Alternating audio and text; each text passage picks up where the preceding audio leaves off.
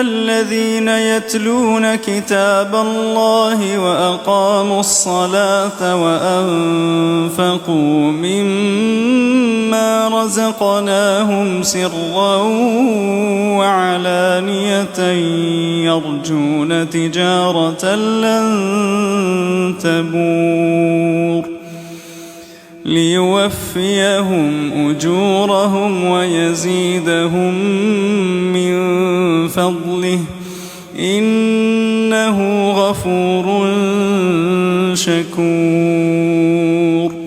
والذي أوحينا إليك من الكتاب هو الحق مصدقا لما بين يديه إن الله بعباده لخبير بصير.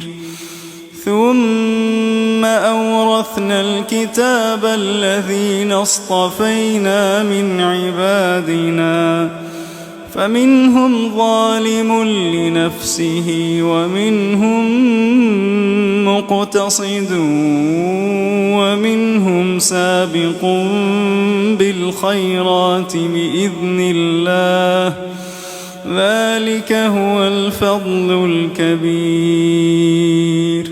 جنات عدن يدخلونها يحلون فيها من أساور من ذهب ولؤلؤا ولباسهم فيها حرير.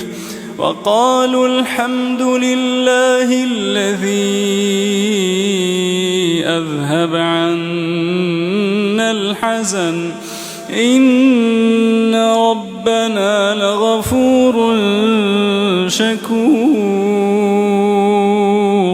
الذي أحلنا دار المقامة من فضله لا يمسنا فيها نصب ولا يمسنا فيها لغوب.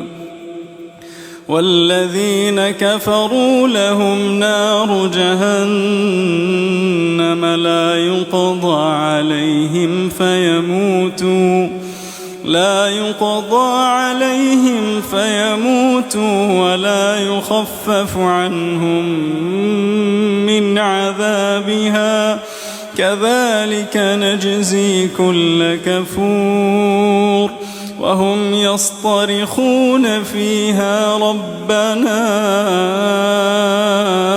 أخرجنا نعمل صالحا غير الذي كنا نعمل أولم نعمركم ما يتذكر فيه من تذكر وجاءكم